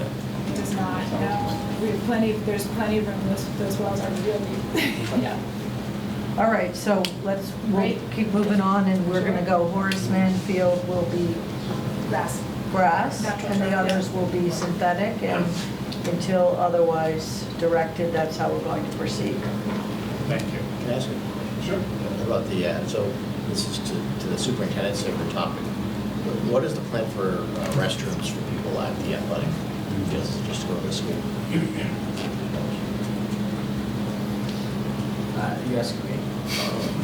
I mean, yeah, that would probably have to be the option. I mean, is there a way to have bathrooms located close to the doorways there? We don't, If you go back to the plan, yeah, you'd have to go in the building. No, I get that, but Right. could you have it so that it's like at one of the, I mean, we do have it, adjacent to a doorway we there? do have it near the gym and the cafeteria, but Yeah. it still means you're entering a building late at night, and that's, I'm just saying, Bathrooms in the Black Cat or near the Black Cat? And is all the equipment on staying on the field? Like, if there's a baseball game, the soccer nets are just being moved off to the side of the field? There's no field house, there's no storage. we don't have a field house at this time, correct? Yeah, So lacrosse nets, soccer nets, all that stuff stays up there somewhere, so. yeah. I mean, we really do need to talk about that at some point, because it always creeps up and it doesn't go away.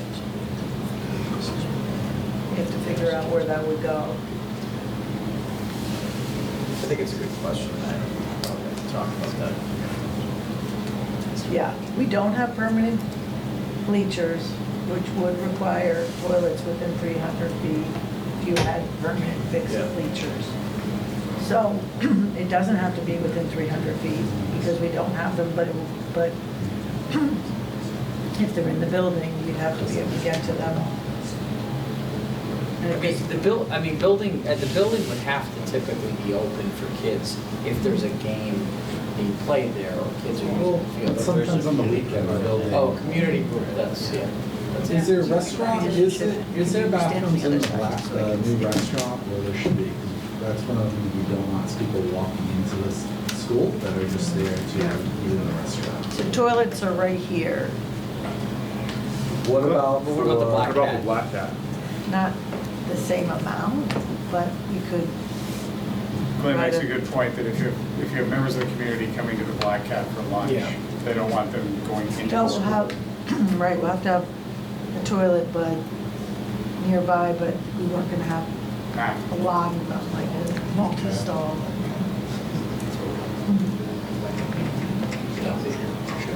I got a question. Go ahead, yeah, please. If the plan is to still move the Salem Diner over, we already have to dig and trench and do MEPs for that. Why don't we just add a couple bathrooms right there? It's gonna be a long trek from the field all the way to the building to use the bathrooms. Funny, I'm thinking of the maintenance of them. If you build more bathrooms, they've gotta be maintained. They've got to be maintained, but I mean, I'd rather have staff, students, visitors being able to use those bathrooms right at that field than having to trek all the way to the school. Yeah. Okay, I think this is a good Yeah. design working group should take Yeah, up. let's do that. Yeah. We would have to find a spot. All right. To be continued. Are you, oh, you I don't think we have much more, but we'll go, oh, we did want to talk about this, the bike circulation. This came up with our meeting with the folks from the city. Because this site and the space of the site is so limited, we are doing our very best to keep most of your existing circulation, I think, which you just saw earlier. Which means that we are not able to encroach and accommodate a designated bike lane within that vehicular circulation. We had a really wonderful conversation and it ended with can we get people safely to 2 locations where you park your bike and you leave your bike, and the rest of it is no bike circulation. And we were able to do that. So right now, we're proposing multi-use path, 10 feet wide, shared pedestrians and bikes at the northern entry that gets you to a very nice bike area underneath the solar canopy. So we have sheltered bike locations for, I think we have 34 that accommodate 64 bikes at the front of the school. We were pretty happy about that.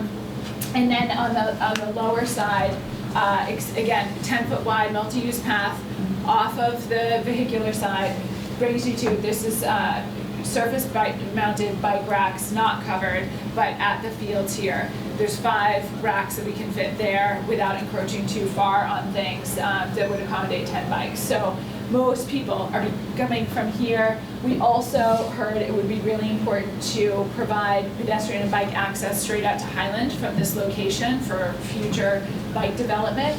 And so that location really is a great spot for us to have, like, all the kids are coming in, you can put your bike under a solar canopy, that never gets to happen for us, and head to the school. And this one is a little bit more to access the fields, but the blue dash lines here, so if anybody's coming in, that's the pedestrian pathway to the front of the school. So we were really happy that that seemed to clean up a lot of that circulation and say, we're gonna give you great spaces to park your bike, but then the rest of the core of the campus is actually pedestrian only. That second bike location is really far away. Do we see students This really one? using it? Yeah. We thought it would be really more for the using it? fields, like Okay. somebody might come, bring their bike in, and then, you know, you park there and use any of the fields. But we were, from what we heard, is that the anticipation is that most people will be Yeah. coming there. And we can fit a lot of bike racks there.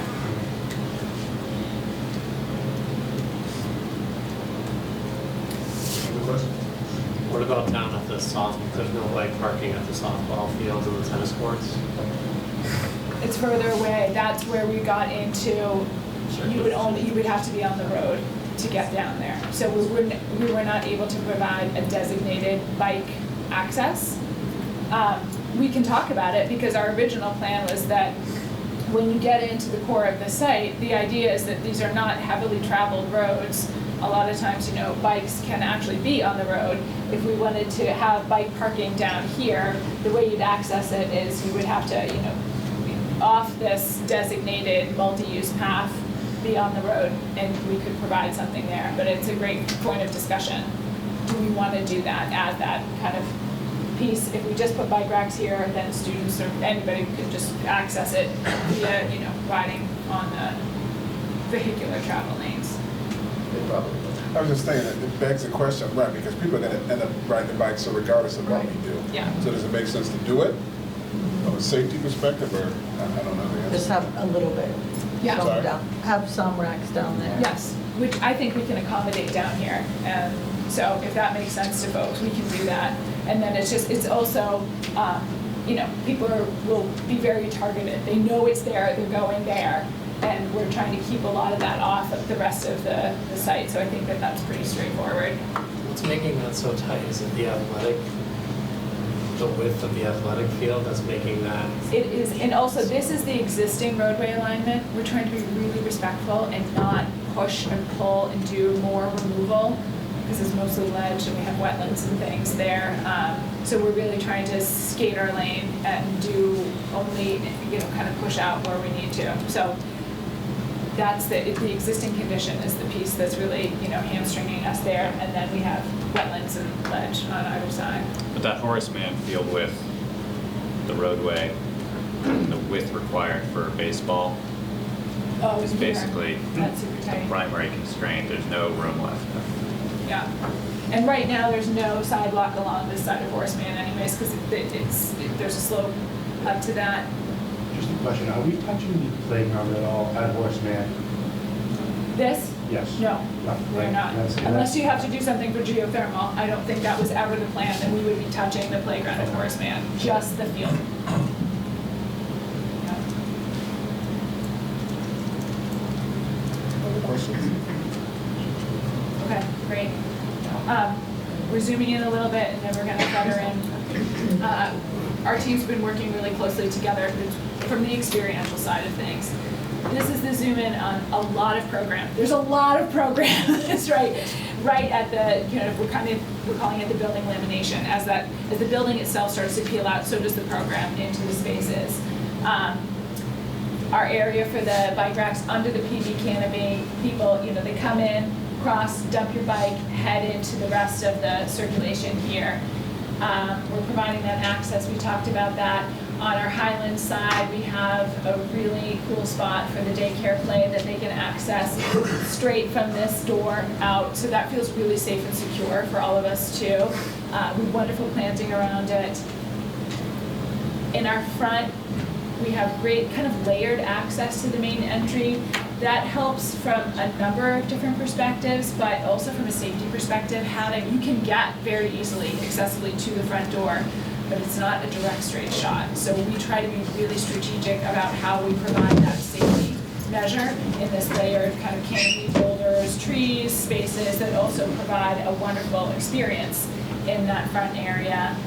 We've been working with Perkins and Will on this concept of tiered seating at that middle bar, the end of that middle bar. It's more of an informal thing, but it's like a cool place for kids to hang out because they love to do that, at the front of the school. But it might kind of feel like it's tucked away in a few areas of planting. Black Cat Cafe having that great outdoor space right adjacent that also provides, with planting, a little bit of shelter from this main kind of drive aisle. And then as things start to move away from the school, the spaces get a little bit larger. We can allow the ecology to come in more and more, and things get a little more wild, and then we get down to our athletics core. So if we go to the next slide, we can come back to any of this, but I think folks are fairly, go back one. So then we started to think about what are the spatial qualities, and Patrick's going to kind of dovetail with this because we've been working together, but how does this feel? How does this feel in these spaces, and then how does that start to deploy within the building? We have these areas of big expanse.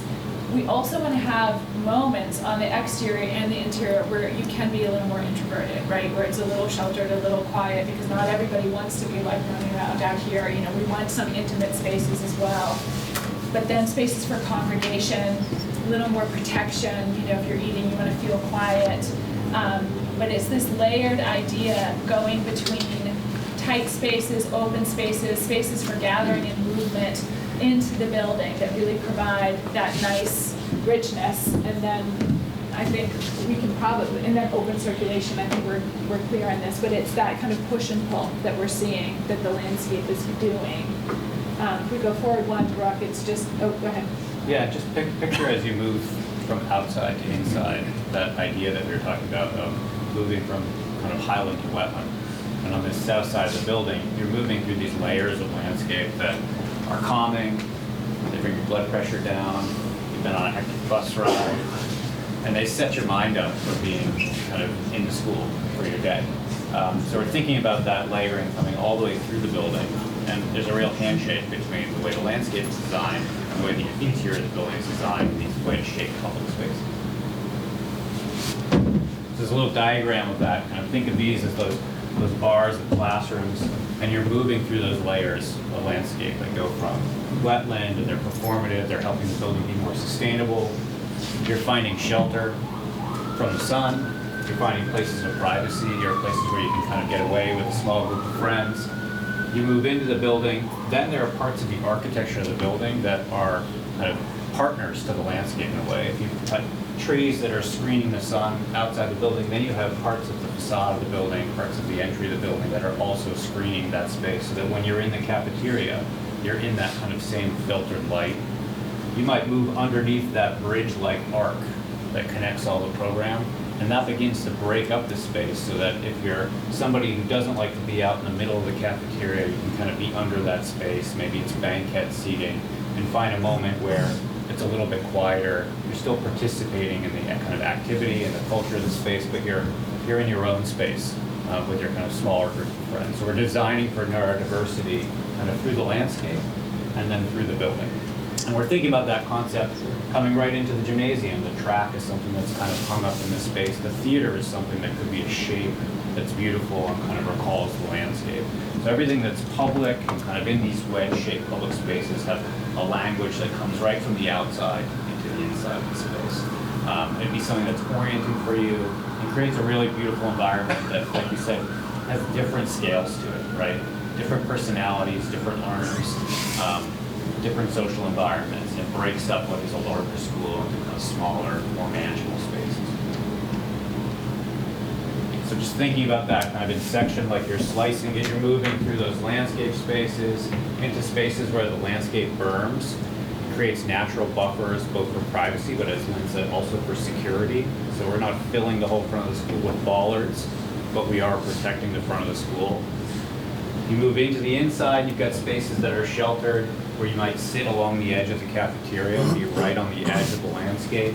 And then moving inside, you might be underneath that bridge-like connection and find a space where it's a bit more intimate, a bit quieter, and a bit of a smaller scale. So we're thinking about this kind of progression from outside to inside that creates this great variety. So as you arrive at the school, you're starting to see those landscape bands that set up the building. You start to see the kind of wedge-like spaces glow at night or in the morning, kind of draw you in. You're also seeing the terrace-like spaces that Brooke was discussing at the front of the building that might have solar panels out there for the electrical group. It might have areas where you can see the aqua lab at the top of the building. So you're kind of putting those CTE spaces right on display at the kind of prow of the ship. And then as you go deeper into the building, it starts to kind of open its arms up and create a real space. And this is all south facing, so if we think about the arms of the building being masonry, they're going to heat up over the course of the day.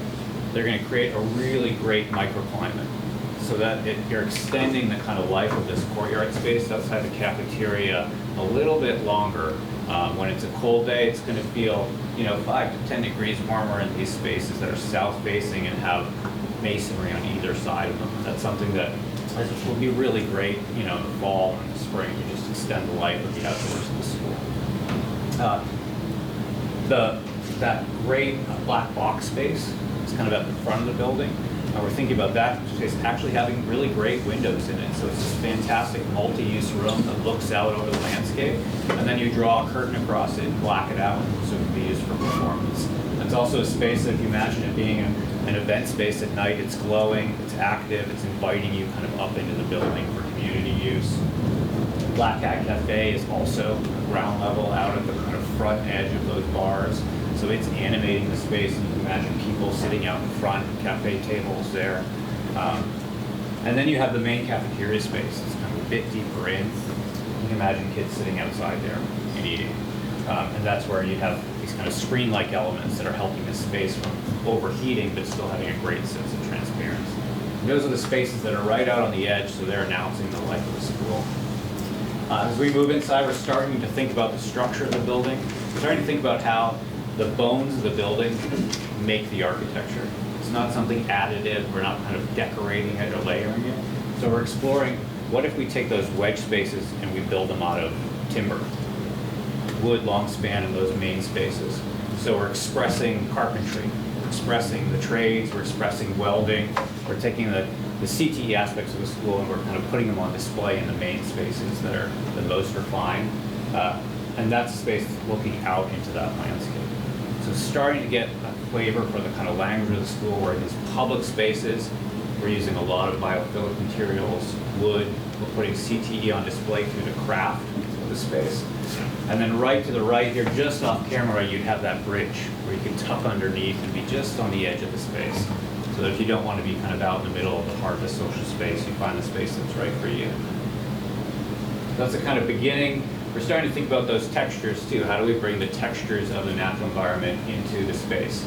Do we make the brick walls of the school have a grain or a texture to them to express the kind of craft of the trades? If we move to the next slide, thinking about how do we take the kind of humble materials of masonry but express craft with them? So there's a beautiful texture to them. You can express that texture in a way that kind of draws your eye to it in a way that's low maintenance, but still something that's really beautiful. And again, creating those great microclimates at the front of the building.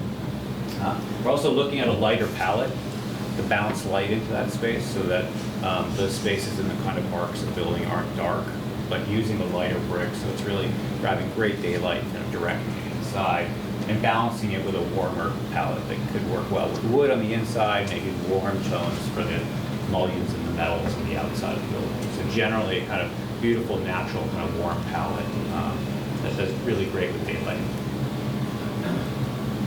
And then, as we said, kind of taking some select moments of the structure, not the whole structure, but just those moments that are really public in the building and celebrating them and doing it with efficiency. So you're kind of expressing the technology and the engineering, and you're expressing the sustainability in those main spaces. And then we've got a quick video of the model here that we thought we'd put in so that you can have access to it on the website, but also happy to have folks kind of gather on the model as the meeting wraps up and take a look at it. It's nice to see things in 3D, not just on the screen, but visually. Any comments or questions?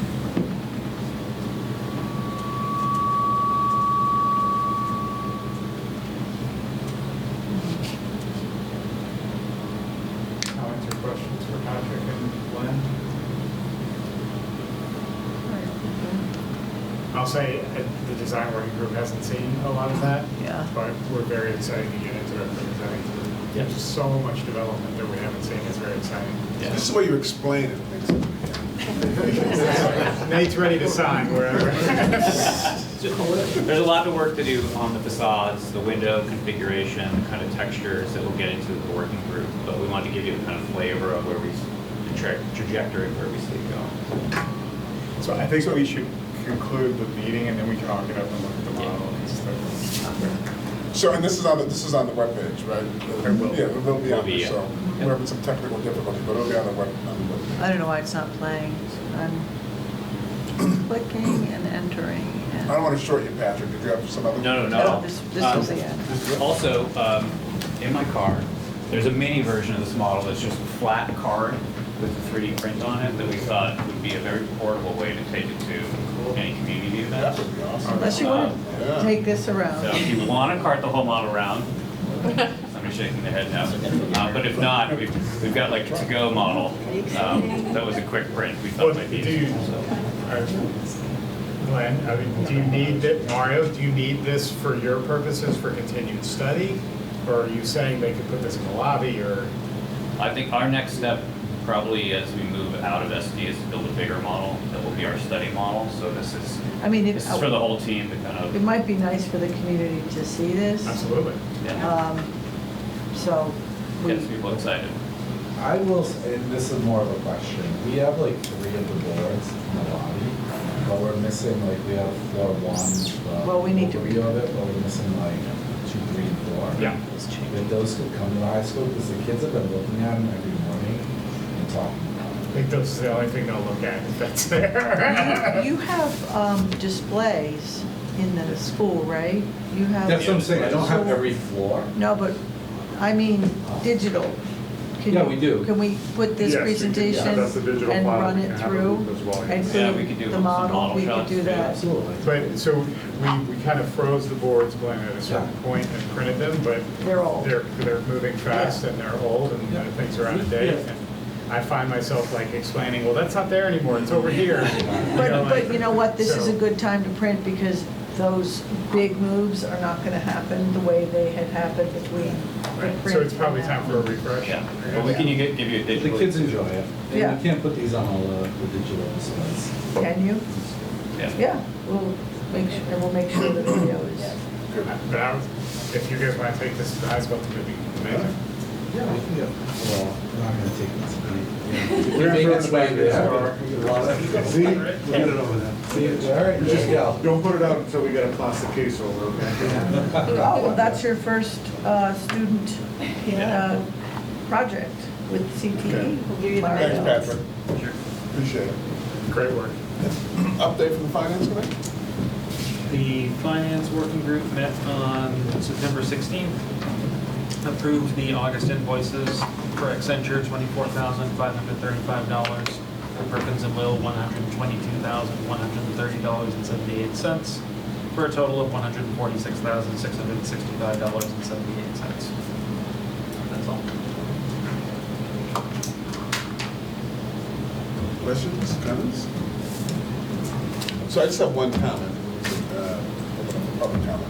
I just want to give some kudos to my co-chair Rick, to the superintendent and the mayor, who presented at the city council meeting 2 Mondays ago, I can't remember.